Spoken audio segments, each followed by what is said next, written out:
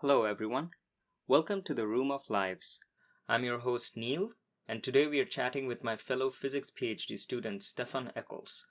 In the previous episode, we heard a lot about his research in theoretical cosmology. But even in the life of a scientist, there is room for things outside work, and Stefan is a great example of that. He grew up among the Rocky Mountains in Utah and loves hiking, camping, climbing, and more recently, Jiu-Jitsu. In this part of the conversation, we'll get a glimpse of the physical life of a very active and athletic scientist as we recount stories of his outdoor adventures, discuss how climbing is often a mental activity, and talk about the art side of the martial art of Jiu-Jitsu, a sport not simply of brawn, but of strategy, tactic, and control.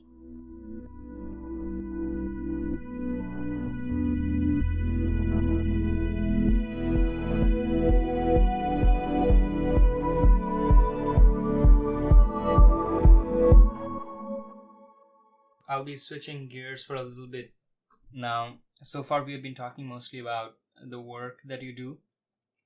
So coming more to the personal side of Stefan, I know that the great outdoors have always been very close to your heart. Can you tell me a little something about, let's say, influences in your childhood that shaped this love? Oh, easily. Yeah. So I already mentioned that I grew up in Utah. The town that I grew up in, I mean, it's not exactly rural. It was like maybe 100,000 people in the valley or something. But I was nestled right up under these mountains, part of the Rocky Mountains in northern Utah. And they were a huge part of my life. I would spend so much time in high school just taking off up random trails, getting exercise, enjoying the serenity of it all, or having fun with friends on little camping trips. But that was just enormous growing up. And I guess my family also took us on a lot of camping trips. So rather than taking vacations to cities, we would go find a pretty place to camp and do some hikes, do some exploring, then sit around the fire and read books together, things like that. I don't know. So I have a lot of fond memories in nature. And the fact that it was so readily accessible, it was inevitable. It would become something that I was obsessed with. And then after Utah, I moved straight to Montana.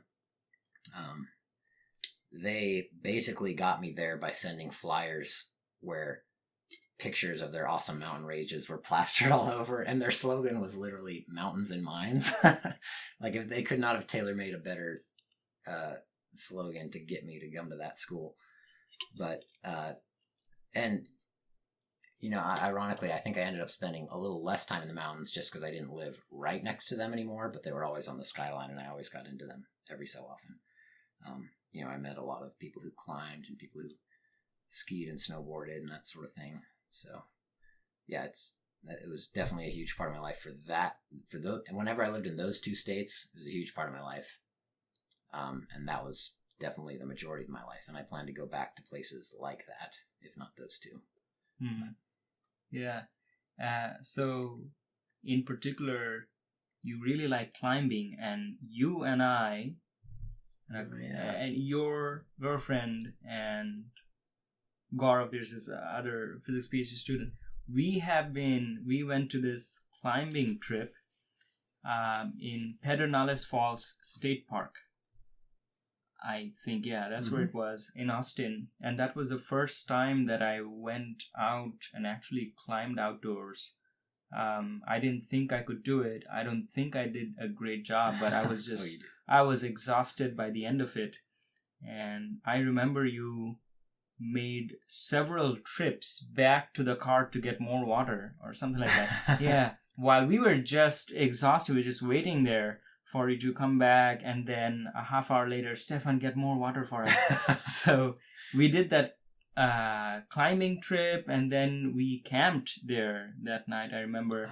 And Gaurav and I were in this tent, and there were these wild boars that came visiting in the moonlight. It was this ethereal experience. And then I dreamed that night of the boars, like, I don't know, jostling us in our sleep or something like that. I don't know. It was quite an experience. So I know that you were into climbing a lot. How is it that you got into it, and what do you think is so great about it? Well, first I want to say, do you remember the armadillo? Yeah, I remember the armadillo chasing you. That's how I think of it. It didn't chase me. I just happened to be in its in its trajectory. I think they don't see very well probably. So we had cornered it on multiple sides as we wanted to, I don't know, take pictures. You had a good camera. Take pictures or whatever, and it charged straight at me, and I freaked the hell out. Yeah. I think those are really cool animals. Yeah. All the ones you just mentioned are new to me, and I mean, I'm really comfortable camping and being in the woods and stuff, but that's new wilderness to me. I wasn't familiar with armadillos or boars or anything. Yeah. So climbing, I got into climbing way back in high school. I didn't do any team sports. I basically quit all those when I got to high school and decided I'd much rather spend time in the mountains or something. I guess I don't think I did any team sports anymore. But I had a family friend. Well, no, I had a friend, and her father is kind of a world-class, really good. I don't know if he'd use the phrase world-class to describe himself, but I would. He was into climbing way before it was cool. And he had a lot of technical knowledge. And his daughter, my friend, also liked to climb, but I think she enjoyed it more for just like the memories it created with her dad. So left to her own devices, I don't think she would have pursued it as much.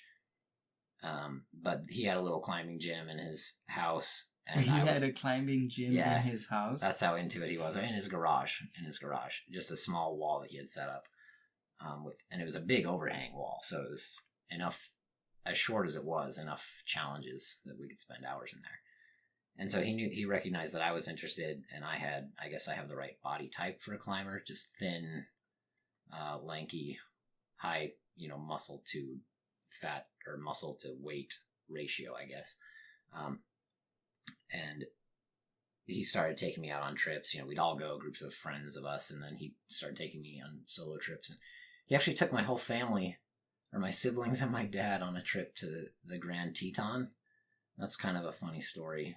What is the Grand Teton? So the Teton National Park it's right below Yellowstone, but I think it's cooler than Yellowstone, honestly. I love, but that's because of my obsession with mountains. It's got some really gorgeous mountain ranges, just jagged rocky peaks, nice high mountain lakes and forests. And the tallest one is called the Grand Teton. And we went to climb that, which you can actually do it, I think, almost entirely as a hike. I'm not quite sure about that. I don't remember all the details. But in any case, it involves a hike, a full day hike to get to one camping spot, and then you wake up at like 4 a.m. and you hike up to what's called the lower saddle. And then at that point, my father and my brother and sister split up with Brian and I, this mentor I'm talking about. And he took me up to do an actual climbing, like a more difficult technical climbing route, and they would continue up the hike, and then we would meet up close to the top and finish the rest of the ascent, because I think there was like a little section there that was maybe, it wasn't like technical climbing, but it was too dangerous to not rope up at least, so Brian would take us all up that little part. But we broke off to do this climb, which is the first big climb like that I've ever done, I think. It was not very difficult at a technical level, but psychologically it kind of blew my mind. It's one of the most exposed climbs I've done still to this day, where you're just over 1,000 feet drop for, I don't know how long exactly, but just hours at a time. And as fascinating as I found it, actually, I think I decided at that point, okay, I'm not an alpinist. Like, I look down at the valleys and think I'd be so much comfortable if I was just standing on flat ground right now. And I know no matter what I do, that is not an option for me for the next, I don't know, it's going to take, I have to go up. There's only one way from here, basically. And I still enjoyed it, but there was equal parts of this intimidation, kind of constant alarm bells going off in the back of my head. Like, why are you up on this? Oh, was it the physical strain, or was it the fear of height? It's mostly the fear. It's mostly psychological because the difficulty of the route, I'd climbed far harder things, but it becomes more difficult when you're afraid. Especially you think, oh my gosh, up ahead there's going to be some really challenging section, or what if there is, and what if I can't get up it? And I don't know. I don't even think I knew that much about how climbing worked at the time. I was just following Brian. He was leading, so the lead climber takes on pretty much all the danger on a trad route. And anyway, we finished our segment. I was kind of in a daze, both out of, the good and the bad of enjoying it and being incredibly intimidated by it. And then we started looking for my family where we're supposed to meet them, and we never found them. Like, you're up in this area where there's little rocky enclaves and the wind's blowing and your voice just disappears around the corner of the next cliff kind of thing. And I don't know, somehow we missed them. So anyway, Brian and I thought, oh, maybe they got on with some other group and went up. We went up, spent, I don't know, half an hour on the peak. Absolutely stunning views. One of my favorite places I've ever been. And then we came down, and eventually we met up with my family, and they had been up there somewhere waiting for us. So now it's the story for them. It's the story of how they almost got to climb the Grand Teton, or they got within a couple 100 feet of it. And I did, which, I mean, that probably made me feel a little bit more exclusive or something, but I think I joked about it once to my sister, and I saw her face and I was like, oh, I'm sorry. I guess that's a really big letdown for you, isn't it? But, yeah, anyway, he would eventually take me on plenty other big tower climbs in southern Utah. That's some of my favorite climbing, the sandstone, crack climbing. But anyway, nowadays I wish I had actually learned more technical knowledge from him.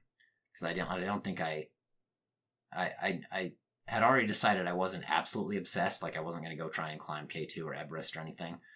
But I really wish I had learned, or I was more confident in placing trad gear is the main thing. So now I'm happy to go lead people on sport routes, which is basically pre-bolted routes. So someone has already gone up and set out this line of protection every, I don't know, anywhere from every 5 feet to every 20 feet or more. And the lead climber still is taking the risk, but they just go up and they clip into this pre-established protection with their carabiners and thread the rope through. And as long as you have a good belayer, you're perfectly safe. The trad gear is much riskier because there's no pre-bolted stuff. You're basically placing nuts and bolts and cams, as they're called, just various devices, various shapes of metal and cord into little crevices and things like that, such that they won't come out at a certain angle, and then you thread your rope through it, and if you fall, you have to pull it at that angle and hope that it doesn't pop out. And it can be done very safely if you're with a knowledgeable person, and Brian was always very knowledgeable, but I never made much of an effort to pick up that knowledge from him. I was just happy to follow him up these enormous cliff faces and let him do that, and then I clean up the gear as I come up behind him, basically. So, I don't know. A lot of good memories, but I wish I had recognized what a privilege it was. So more recently you've got yourself into Brazilian Jiu-Jitsu, and I remember, I think at that time at least, I don't know if even now, you went for practice every day in this place that's right next to campus. Mm-hmm. And I remember that there was this one time when I was going through a bit of a low phase in my life, and we met at this pub, and you said, why don't you try? And you invited me to your Brazilian Jiu-Jitsu meetings, and you said, that it's like the high point of every day for me, and it's rolling around on the mat. So I did go and roll around on the mat on that one day for you. For me. Not for you. Yeah, I meant with you. But I was wondering, why do you think, well, I guess it's just because I did it for just one day, so I didn't really get the sense that you were talking about. Why do you think it was, at that time, the high of the day for you? What do you think it was? It's just fun. It's really fun. I mean, but why is it fun? I think a lot of the same aspects that got me to the climbing all show up in the jiu-jitsu. because it's very physical, and yet you can still consider it problem solving in a unique way. With the climbing, that's literally what it's called. If you're doing a short route or like a bouldering problem, they're called problems. And you just work on small sequences that you could spend hours just like, how do I use these 3 holds to get up that thing? And in jiu-jitsu, you now have an opponent, and it's more of a back and forth dynamic thing, which was kind of new to me. Most sports I'd done are individual sports. And I'm not used to having to react to someone, so my reaction time was terrible. But it's definitely been described as human chess many times, and I totally agree with that description. There's a big mental aspect, and it's definitely a martial art where brain can beat brawn. So that's, an impressive thing to me. The other reason I probably think it might feel like a high is, so for the last couple months, I've been going to the gym every day, and I guess just physical exercise releases all of these endorphins and whatnot. And there is also this tangible sense of accomplishment that you went there and you did something, because the rest of the time in grad school, your progress in life is just so nebulous and not easily measurable, that there is this block of time every day that you go and you do something, you see it happen, you feel it happen in your body, and there are also all these chemicals that are being released that to some extent make you feel happy by the end of it. I guess some of it is that. Definitely. I needed a new physical hobby at the time. That's the reason I sought it out, because I didn't have enough opportunity to climb. I could climb a bit, but I'd pretty much given up running when I came here, which also used to be a big thing, and I obviously wasn't charging up mountains anymore. So I needed some physical outlet, and that one was close and convenient, and probably like a lot of other people who get into jiu-jitsu, I had heard some Joe Rogan rants about how effective and how fun it is. So I decided to try it out, and I'm really glad I did. I'd still recommend it to you or to anyone who, is maybe considering wanting to try a martial art. The things that suggested it to me above other martial arts were several. One, that it is more of a chess game than others, I suppose. And it really is one martial art where strength can be dominated by strategy. One of our main instructors there now is just this tiny guy, but I still can't do a thing to him. And people remark that I'm stronger than most people my size. And I definitely feel like I should be able to just dominate you, but I can't. And then there's other people who are like, James. I think he would say that he's not as strong as me, but he can just do whatever he wants to me. He beats me up constantly, and it's a ton of fun. Is it because you are restricting yourselves to the jiu-jitsu format during that period of time? Like, if a guy that side, like this instructor person who's very tiny, if you guys happen to be involved in a brawl on a street, who would win? So another thing that jiu-jitsu is advertised for is for its effectiveness. And that, I think, surprises people really, partly because if you watch the matches, at least to me when I watched them as a total outsider, I thought this is kind of boring and it's slow. Or I didn't have any clue what was going on. I even watched some world famous matches of, two highly elite people. There's the Gracie family, who basically brought jiu-jitsu to America, facing off with Eddie Bravo, this famous guy who basically made his name by beating one of the Gracies at their own game, finally. And you watch the match, and I thought the pace of this is just so slow compared to any other martial art. But now I can watch it, and I'm on the edge of my seat, because I recognize how well these people control weight, and how if there's any moment of, defenses down for any reason, the other person's going to capitalize that, and, capitalize, counterattack, counter. That's how it goes. But even when you include punches, it's proven effective. The Gracie family was also partly responsible for starting the UFC, the Mixed Martial Art League, basically to showcase how effective jiu-jitsu was. And granted, they would punch too. If they do happen to be standing up, then they would punch, which is not technically part of what we learned at our school. We don't do the striking at all. in those fights, those are mixed martial arts fights. So you're striking each other, including the jiu-jitsu practitioner is striking. But then you just, as quickly as possible, take the fight to the ground, and then you're manipulating their weight. And even though, I mean, people kind of have an idea, I think, that maybe punches trump grappling as soon as it starts. But that's definitely not the case, too. I think a good striker would tell you that in order to have any power in your strike, it's kind of a full body thing. It starts at the legs and posture and goes through the hip movement and stuff like that. And if a person is controlling you on the ground, you're unable to land any effective punches. So if you watch how it goes down in a UFC fight, if a grappler wins, usually it's, the other guy is kind of punching basically to no effect, just being ignored as the grappler progresses towards their... Because most of his body weight is not lending anything towards his punch. They're on the ground. Their lower body is not contributing any momentum to this, I guess. Yeah, exactly. And also, in fact, in jiu-jitsu, one of the worst things you can do is extend your arm. So if you are punching someone who's a really good jiu-jitsu practitioner, they're going to scoop that up immediately and do something to your arm. But you have to be really good. I mean, I have no idea how I would fare in a brawl. I definitely could say I'm way more confident than I would have been before. Not that I really thought about it before. But, before having any training, if I were to size up how well I would do in some brawl, it basically would have been based on physical size. And now that I've had training, that is exactly accurate at the beginning. It's basically, if you're stronger than the other person, you can win. If they're stronger than you, they're going to win. But once you've had training, it's like you can do whatever you want to people if they have not had any training.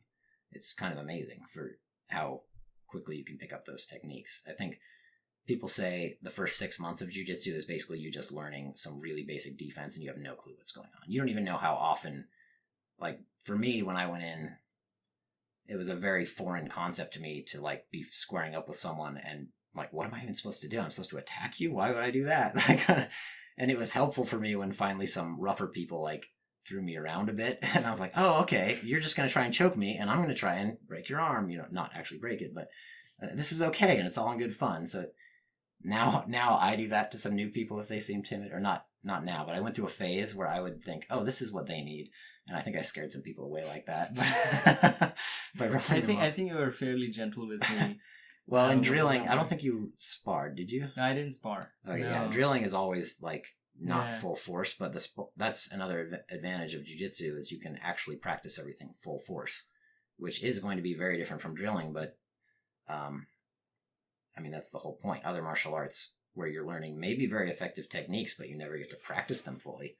They're going to, it's very unlikely that you'll land them when everything's moving and, it's a crazy situation, adrenaline's flowing, things like that. So, in short, they definitely do distinguish between sport jiu-jitsu and self-defense jiu-jitsu, partly because you do things in sport jiu-jitsu, put your face just out there waiting to be punched in a few positions, but less than you would think. Like, for the most part, you would just do that same position, but keep your head down and, be expecting some kind of weak strikes sort of thing. So here's the thing that I'm curious about when you mentioned jiu-jitsu as one of the things that I would like to talk about, but it's a little hard to articulate. So when you go and practice under these controlled environments, there are still several things that you're learning that are beneficial for your physical and mental health. You're increasing in stamina and, in coordination. And one could say that those are the benefits that one hopes to get out of a combat sport in regular civilized life. However, would you say that just being better at man-to-man combat makes you feel more powerful in just regular life? Does that primal sense of power ever touch you as some sort of exhilaration, as you're like, if I'm going down a street and someone tries to jump me, I think I can try and beat this person up, or I don't know. I mean, does that sense of dominance, that primal sense of dominance, play any role in the exhilaration that you feel when you get better at jiu-jitsu or something like that? Yeah, but it works the other way as well. You get, I mean, you have to be humble because, like I said, there's people who are smaller than me who beat me up constantly, and they make fun of me too for my lack of, they'll compliment my strength, but that's kind of an underhanded way of saying, oh, your technique could be so much better. But yeah, in choosing it, I can't say that actual fights, actual self-defense context like that wasn't on my mind, because that was one of my criterion, choosing martial art that I could, practice and maybe use effectively if I ever needed. But, and it did change the way, I guess, like fights were never on my mind before. It just wasn't how I operated. I still assume that you can always talk your way out of a fight, basically. And I think that's true almost entirely. But I do, like I said, now I have I do have a new perspective on, sizing up how challenging a person would be to beat. Except I also have this new perspective that you never know who's really trained. Like an untrained person, it's easy kind of to size up. But for all you know, it could be a person like Gabe, our main instructor, who's this tiny guy, and you never think. And he also has a black belt in Taekwondo. I mean, a lot of them train in plenty of other things too. If you want to be good at mixed martial arts, which is what their aim is, a lot of people basically mix a striking sport with the grappling sport. But I've definitely had a few things. I think I told you the story once where there was a guy stealing bikes from a bike rack yeah. in the middle of Austin's campus. And I was like, I could just hold this guy here and control him until the police get here, basically. I'll probably get in huge trouble for doing that, so I didn't. But it crossed my mind, like, this would be a piece of cake, unless he has a weapon, which is also... It's stupid to assume that you can beat someone, because you never know that when they have a weapon or when they have friends nearby, and that's another big thing. So, I mean, I think that mindset is discouraged in martial arts. Less in MMA. There's a lot of, like, machismo in MMA, but in martial arts, which Jiu-Jitsu is still a martial art, Brazilian Jiu-Jitsu is, it's way less formal than other martial arts, but there's still a huge culture of respect, and no one in it, at least in the gyms I've encountered and the people that have come from other gyms, no one in it is just there to, like, really prove that they can beat you up. So a little bit of both. Yeah, that's a factor, but I wouldn't say it's the most important factor. Thank you for joining Stefan and me today in the Room of Lives. If you hang around in the next part, we'll reminisce about the adventures that we have both had in the world of making music, and Stefan will give us a live performance of one of his original compositions.